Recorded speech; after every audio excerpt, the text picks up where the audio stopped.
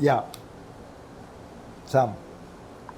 Voor de Partij voor Democratie en Ontwikkeling, vol vertrouwen, het verkiezingsprogramma van 2015 voor ze geschreven.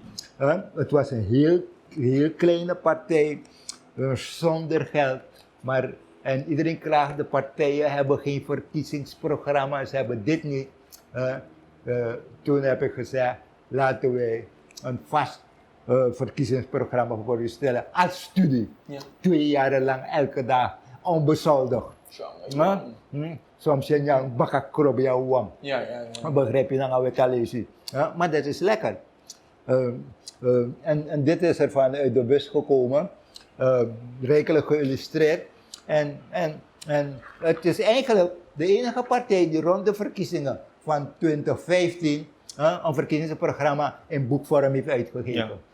Dus goed gestructureerd, daadwerkelijk goed, met alle ressortkandidaten, alle dingen, zodat er een stukje geschiedenis is, toch? Want al die zaken van de van die partijen vervliegen, niets is vastgelegd. Als je een document kan vinden, soms kan je niet eens een foto vinden van een oud-voorzitter. Je begrijpt wat ik bedoel, toch? Helemaal waar. En zo maak je een studie. En dan tegenwoordig gaat veel digitaal. Ja. Ik hou er niet van om iets nu mee te maken. En omdat ik moet vechten voor primair en concurrentie om het direct te gaan publiceren. Nou, jongens, dan rustig, relax. Erover nadenken en het goed schrijven. En vooral als het iets gewichtigs is, daar geef ik de voorkeur aan. Ik ga wel mee met de bestaande methode van Jasmara. En nou met de digitale media, social media, is het nog vervelender, nog gevaarlijker geworden. Want op het moment dat mensen iets horen, reageren ze direct. En misschien direct wanneer ze de knop hebben gedrukt hebben ze het spijt van dat ze dat hebben gedaan. Want het is emotioneel, ze hebben er niet na over kunnen denken. En weet je van wie ik deze methode heb geleerd? Van iemand van wie vele journalisten van toen en nu de neus ophalen. Van de oude heer Findlay. David Findlay. Je gaat daar werken, je moet 7 uur 's morgens op kantoor zijn. Je werkt daar. Maar dan wijst hij erop. Begrijp je van, je moet precies weten hoe het in elkaar zit, je moet het kennen.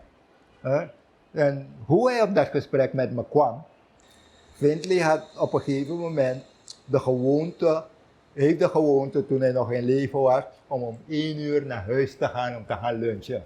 Die heeft hem meegehaald. Terwijl we doen, ja, naar Tijgemi. Henk, de rechtszaal is de beste leerschool. Het is niet alleen gemaakt, je alata naar kalaka. Je ontmoet van hoog tot laat, van president, moordenaar, de meest bijzondere persoon daar. Zo leer je ook de samenleving kennen. Zo zie je dat iedereen zijn gebreken en streken heeft. En hij zei me, en je leert ook vragen stellen. Want je moet zien hoe een rechter zijn vragen opbouwt om achter de waarheid te komen.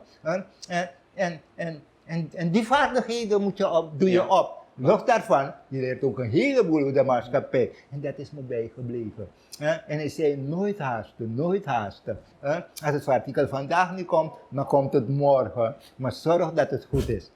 Begrijp je? This is another Supreme production. Supreme TV. To entertain, to inform, to inspire.